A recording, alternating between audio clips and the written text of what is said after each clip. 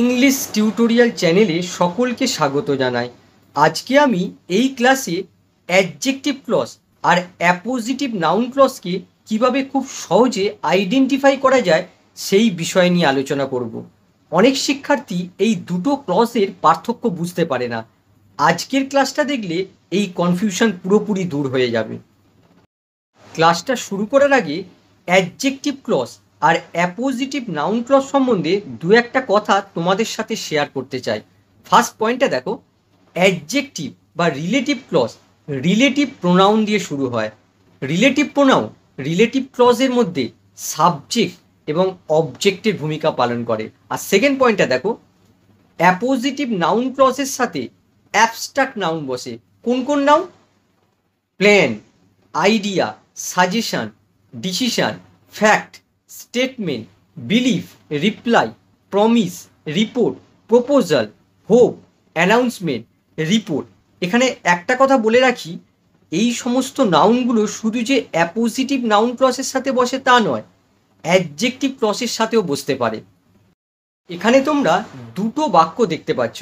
প্রথম বাক্যের বাংলাটা দেখো, আপনি যে সিদ্ধান্ত নিয়েছেন তা অবশ্যই বিবেচনা করা উচিত। ইংরেজিটা হবে, the decision that you have taken must be consider. আর দ্বিতীয় বাক্যটা দেখো, আপনার সিদ্ধান্ত যে আমরা সোমবার দেখা করব তা অবশ্যই বিবেচনা করা উচিত। ইংরেজি হবে, your decision that we meet on Monday must be consider. প্রথম বাক্যে দেখো, এই আন্ডারলাইন অংশটা হচ্ছে সাবঅর্ডিনেট ক্লজ আর বাকি অংশটা হচ্ছে মেন ক্লজ। আর দ্বিতীয় বাক্যে দেখো, এই আন্ডারলাইন অংশটা হচ্ছে সাবঅর্ডিনেট ক্লজ আর বাকি অংশটা হচ্ছে মেন ক্লজ। এবারে আমাদের দেখতে হবে এই দুটো সাবঅর্ডিনেট ক্লজের মধ্যে কোনটা অ্যাডজেক্টিভ ক্লজ আর কোনটা অ্যাপোজিটিভ নাউন ক্লজ।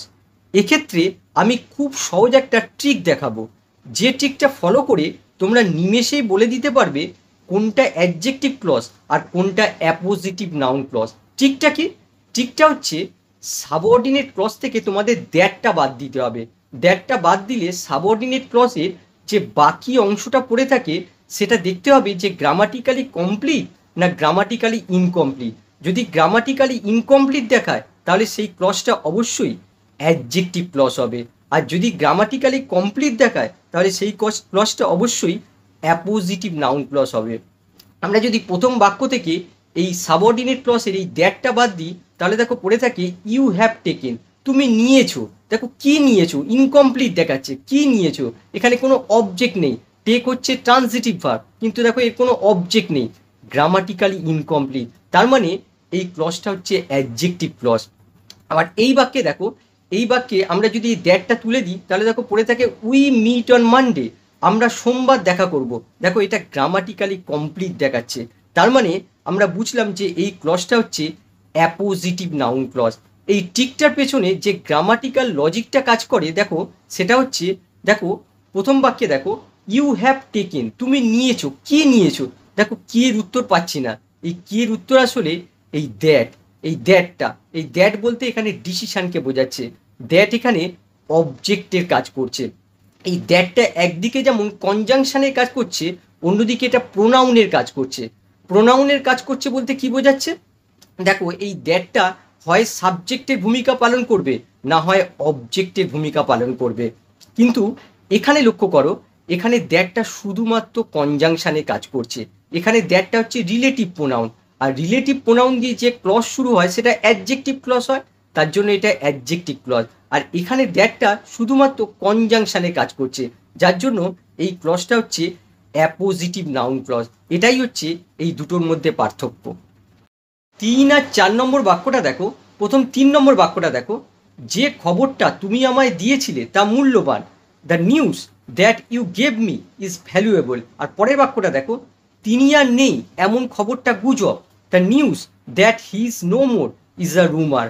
প্রথম বাক্যে দেখো এই আন্ডারলাইন অংশটা হচ্ছে সাবঅর্ডিনেট ক্লজ, আর দ্বিতীয় বাক্যে দেখো এই আন্ডারলাইন অংশটা হচ্ছে সাবঅর্ডিনেট ক্লজ। আমরা যদি প্রথম বাক্যে এই সাবঅর্ডিনেট ক্লজ থেকে দ্যাটটা তুলে দিই তাহলে দেখো পড়ে থাকছে ইউ গেভ মি, তুমি আমাকে দিয়েছিলে। কি দিয়েছিলে? দেখো এই ক্লজটা দেখো গ্রামাটিক্যালি ইনকমপ্লিট রয়েছে, তার মানে এই ক্লজটা হচ্ছে অ্যাডজেক্টিভ ক্লজ। দ্যাট এখানে অবজেক্টের কাজ করছে। আবার দেখো এই ক্লজটা থেকে যদি আমরা এই দ্যাটটাকে তুলে দিই তাহলে দেখো পড়ে থাকছে হি ইজ নো মোর, সে আর নেই। তার মানে এখানে দেখো গ্রামাটিক্যালি কমপ্লিট রয়েছে, তার মানে এই ক্লজটা হচ্ছে অ্যাপোজিটিভ নাউন ক্লজ। 5 আর 6 নম্বর বাক্য দুটো দেখো, দিনের পর দিন নিত্য প্রয়োজনীয় পণ্যের মূল্য বৃদ্ধি পাচ্ছে এমন সমস্যাটা সত্যি উদ্বেগের বিষয়। The problem that the essential commodities are increasing day by day is really a matter of concern. আর পরের বাক্যটা দেখো, মধ্যবিত্তরা দিন দিন যে সমস্যার সম্মুখীন হচ্ছে তা সত্যি উদ্বেগের বিষয়। The problem that the middle class is facing day by day is really a matter of concern. প্রথম বাক্যে দেখো এই আন্ডারলাইন অংশটা হচ্ছে সাবঅর্ডিনেট ক্লজ, আর দ্বিতীয় বাক্যে দেখো এই আন্ডারলাইন অংশটা হচ্ছে সাবঅর্ডিনেট ক্লজ। আমরা যদি প্রথম বাক্যে এই সাবঅর্ডিনেট ক্লজ থেকে দ্যাটটা তুলে দিই তাহলে দেখো পড়ে থাকছে the essential commodities are increasing day by day. দেখো ক্লজটা গ্রামাটিক্যালি কমপ্লিট দেখাচ্ছে। এই স্ট্রাকচারটা লক্ষ্য করো, দ্য এসেন্সিয়াল কমোডিটিস এটা হচ্ছে সাবজেক্ট, আর ইনক্রিজিং হচ্ছে ভার্ব, আর ইনক্রিজ এখানে ইন্ট্রানজিটিভ ভার্ব হিসেবে ইউজ হয়েছে, যার জন্য দেখো তারপরে কোনো অবজেক্ট নেই। এই ডে বাই ডে হচ্ছে অ্যাডভার্বিয়াল। দেখো ক্লজটা গ্রামাটিক্যালি কমপ্লিট, তার মানে এই সাবঅর্ডিনেট ক্লজটা হচ্ছে অ্যাপোজিটিভ নাউন ক্লজ। আবার দ্বিতীয় বাক্যে দেখো, দ্বিতীয় বাক্যে আমরা যদি সাবঅর্ডিনেট ক্লজ থেকে দ্যাটটা তুলে দিই তাহলে দেখো পড়ে থাকছে the middle class is facing, মধ্যবিত্তরা সম্মুখীন হচ্ছে। কিসের সম্মুখীন হচ্ছে? দেখো ফেস হচ্ছে ট্রানজিটিভ ভার্ব, যার জন্য তারপরে অবজেক্ট থাকবে, কিন্তু দেখো তারপরে কোনো অবজেক্ট নেই। এই ডে বাই ডে হচ্ছে অ্যাডভার্বিয়াল। দেখো ক্লজটা গ্রামাটিক্যালি ইনকমপ্লিট দেখাচ্ছে, তার মানে এই সাবঅর্ডিনেট ক্লজটা হচ্ছে অ্যাডজেক্টিভ ক্লজ। 7 আর 8 নম্বরটা দেখো, যে সত্যটা সে স্বীকার করেনি সেটা এখনও রহস্য থেকে গেছে। The fact that he didn't admit still remains a mystery. আর পরেরটা দেখো, রাহুল দামি মূর্তিটা চুরি করেছিল, এই সত্যটা তারা এড়িয়ে গেছিল। They avoided the fact that Rahul had stolen the expensive idol. প্রথম বাক্যে দেখো ফ্যাক্ট হচ্ছে নাউন, আর তার সাথে দেখো দ্যাট ক্লজ রয়েছে। আর দ্বিতীয় বাক্যে দেখো ফ্যাক্ট হচ্ছে নাউন, আর তার সাথে দ্যাট ক্লজ রয়েছে। এবার আমাদের দেখতে হবে এই দুটো ক্লজের মধ্যে কোনটা অ্যাডজেক্টিভ ক্লজ আর কোনটা অ্যাপোজিটিভ নাউন ক্লজ। প্রথম বাক্যে আমরা যদি এই দ্যাটটা তুলে দিই তাহলে দেখো পড়ে থাকছে হি ডিড নট অ্যাডমিট, সে স্বীকার করেনি। কি স্বীকার করেনি? দেখো ইনকমপ্লিট সেন্স দিচ্ছে, তার মানে এই ক্লজটা হচ্ছে অ্যাডজেক্টিভ ক্লজ। আবার দ্বিতীয় বাক্যে দেখো আমরা যদি দ্যাটটা তুলে দিই তাহলে দেখো দাঁড়াচ্ছে Rahul had stolen the expensive idol. Rahul দেখো সাবজেক্ট, হ্যাড স্টোলেন হচ্ছে verb, are the expensive idol হচ্ছে অবজেক্ট। দেখো গ্রামাটিক্যালি কমপ্লিট সেন্স দিচ্ছে, তার মানে এই ক্লজটা হচ্ছে অ্যাপোজিটিভ নাউন ক্লজ। তোমরা এটাকে আরেকভাবে আইডেন্টিফাই করতে পারো।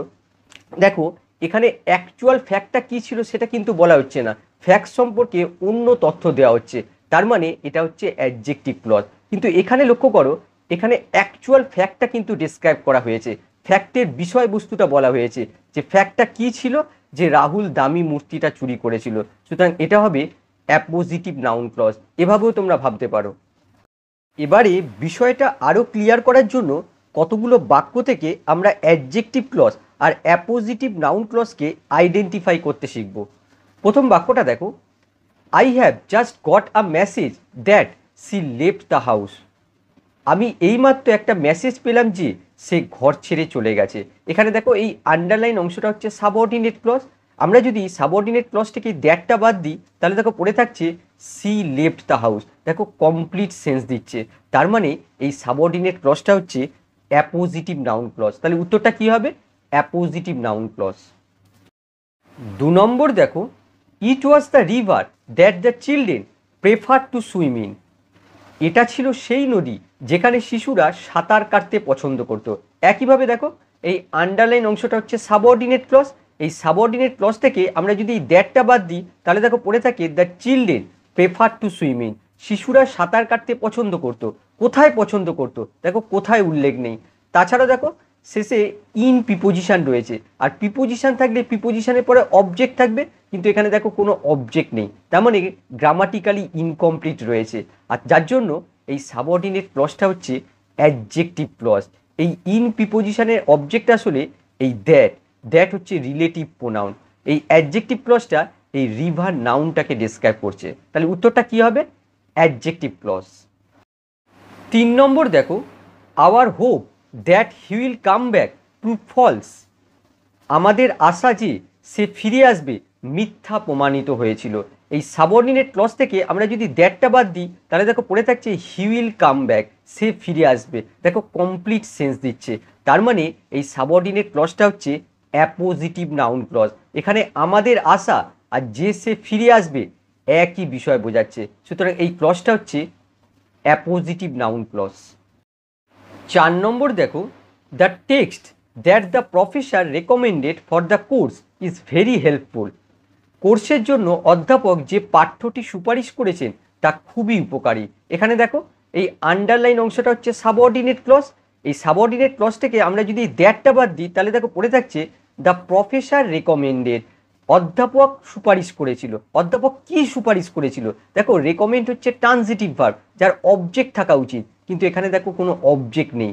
এই ফর দ্য কোর্স এটা হচ্ছে অ্যাডভার্বিয়াল, তার মানে এই অংশটুকু গ্রামাটিক্যালি ইনকমপ্লিট রয়েছে, যার জন্য এই ক্লজটা হচ্ছে অ্যাডজেক্টিভ ক্লজ। তাহলে উত্তরটা হবে অ্যাডজেক্টিভ ক্লজ। এই অ্যাডজেক্টিভ ক্লজটা এই টেক্সট নাউনটাকে ডেসক্রাইব করছে। 5 নম্বর দেখো, the plan that we would start a business turned out to be a failure. আমরা একটা ব্যবসা শুরু করব, এই পরিকল্পনাটা ব্যর্থতায় পরিণত হলো। এখানে দেখো আমরা যদি সাবঅর্ডিনেট ক্লজ থেকে এই দ্যাটটা বাদ দিই তাহলে দেখো পড়ে থাকছে we would start a business. দেখো কমপ্লিট সেন্স দিচ্ছে। তার মানে এই সাবঅর্ডিনেট ক্লজটা হচ্ছে অ্যাপোজিটিভ নাউন ক্লজ। তাহলে দেখো উত্তরটা হয়ে গেল অ্যাপোজিটিভ নাউন ক্লজ। এখানে একটা কথা বলে রাখি, এই দ্যাটটা শুধুমাত্র এখানে কনজাংশনে কাজ করছে, আর কিছু নয়। এবার এই বাক্যটা দেখো, the plan that we all thought of turned out to be a failure. আমরা সবাই যে পরিকল্পনার কথা ভেবেছিলাম তা ব্যর্থতায় পরিণত হলো। আমরা যদি এই সাবঅর্ডিনেট ক্লজ থেকে এই দ্যাটটা বাদ দিই তাহলে দেখো পড়ে থাকে উই অল থট অফ, আমরা সকলে ভেবেছিলাম। কি ভেবেছিলাম? দেখো কি এর উত্তর এখানে আমরা পাচ্ছি না। তাছাড়া দেখো শেষে অফ প্রিপোজিশন রয়েছে, আর প্রিপোজিশন থাকলে প্রিপোজিশনের পরে অবজেক্ট থাকতে হবে, কিন্তু এখানে দেখো কোনো অবজেক্ট নেই। তার মানে এই ক্লজটা হচ্ছে অ্যাডজেক্টিভ ক্লজ। এই অফ প্রিপোজিশনের অবজেক্ট আসলে এই দ্যাট রিলেটিভ প্রোনাউন। তাহলে এই উত্তরটা কি হবে? Adjective clause. 7 নম্বর দেখো, the news that appeared in the news paper is very commendable. পত্রিকায় যে খবর প্রকাশিত হয়েছে তা খুবই প্রশংসনীয়। এখানে দেখো এই আন্ডারলাইন অংশটা হচ্ছে সাবঅর্ডিনেট ক্লজ। এই সাবঅর্ডিনেট ক্লজ থেকে যদি দ্যাটটা বাদ দেওয়া হয় তাহলে দেখো পড়ে থাকছে appeared in the news paper. Grammatically incomplete হয়ে যাচ্ছে, এটার কোনো ক্লজ থাকছে না। তার মানে এই ক্লজটা হচ্ছে অ্যাডজেক্টিভ ক্লজ। আর লক্ষ্য করো, যদিও এটা প্যাসিভ সেন্স দিচ্ছে, কিন্তু দেখো এখানে দ্যাটটা সাবজেক্টের কাজ করছে। তাহলে দেখো এই উত্তরটা হবে অ্যাডজেক্টিভ ক্লজ। আর এই বাক্যটা দেখো, the news that the Indian team has one the world cup is a matter of pride for us. ভারতীয় দল বিশ্বকাপ জিতেছে এমন খবর আমাদের জন্য গর্বের বিষয়। একইভাবে আমরা যদি সাবঅর্ডিনেট ক্লজ থেকে এই দ্যাটটা বাদ দিই তাহলে দেখো পড়ে থাকছে the Indian team has one the world cup. দেখো কমপ্লিট সেন্স দিচ্ছে। তার মানে এই সাবঅর্ডিনেট ক্লজটা হচ্ছে অ্যাপোজিটিভ নাউন ক্লজ। তাহলে উত্তরটা হয়ে গেল অ্যাপোজিটিভ নাউন ক্লজ। 9 নম্বর দেখো, the report that we are talking about has spread beyond the country. যে প্রতিবেদনটি নিয়ে আমরা কথা বলছি সেটা দেশের বাইরেও ছড়িয়ে গেছে। এখানে আমরা যদি দ্যাটটা বাদ দিই তাহলে দেখো পড়ে থাকছে উই আর টকিং অ্যাবাউট, আমরা কথা বলছি। কি বিষয়ে কথা বলছি? দেখো ইনকমপ্লিট সেন্স দিচ্ছে। তাছাড়া দেখো অ্যাবাউট হচ্ছে প্রিপোজিশন, প্রিপোজিশন থাকলে প্রিপোজিশনের পরে অবজেক্ট থাকবে, কিন্তু এখানে অবজেক্ট নেই। তার মানে এই ক্লজটা হচ্ছে অ্যাডজেক্টিভ ক্লজ। এখানে এই অ্যাবাউট প্রিপোজিশনের অবজেক্ট হচ্ছে এই দ্যাট রিলেটিভ প্রোনাউন। তাহলে উত্তরটা হয়ে গেল অ্যাডজেক্টিভ ক্লজ। 10 নম্বর দেখো, the city that I live in is very densely populated. যে শহরে আমি বাস করি সেটা খুবই জনবসতিপূর্ণ। এখানে দেখো এই আন্ডারলাইন অংশটা হচ্ছে সাবঅর্ডিনেট ক্লজ। এই সাবঅর্ডিনেট ক্লজ থেকে যদি দ্যাটটা বাদ দেওয়া হয়, আই লিভ ইন, আমি বাস করি। কোথায় বাস করি? দেখো ইনকমপ্লিট সেন্স দিচ্ছে। তাছাড়া দেখো ইন হচ্ছে প্রিপোজিশন, প্রিপোজিশনের পরে দেখো প্রিপোজিশনে কোনো অবজেক্ট নেই। তার মানে এই ক্লজটা হচ্ছে অ্যাডজেক্টিভ ক্লজ। এই অ্যাডজেক্টিভ ক্লজটা এই সিটিকে ডেসক্রাইব করছে। এখানে দেখো এই ইন প্রিপোজিশনের অবজেক্ট আসলে এই দ্যাট, দ্যাট বলতে এই সিটিকে বোঝাচ্ছে। তোমরা ইচ্ছা করলে এই দ্যাটটাকে তুলে দিতে পারো, যেহেতু দ্যাটটা এখানে অবজেক্টের কাজ করছে। তাহলে দেখো সঠিক উত্তরটা হয়ে গেল অ্যাডজেক্টিভ ক্লজ। আশা করি অ্যাডজেক্টিভ ক্লজ আর অ্যাপোজিটিভ নাউন ক্লজকে আইডেন্টিফাই করতে তোমাদের আর কোনো সমস্যা থাকবে না। আবার নেক্সট ক্লাসে দেখা হবে। বাই।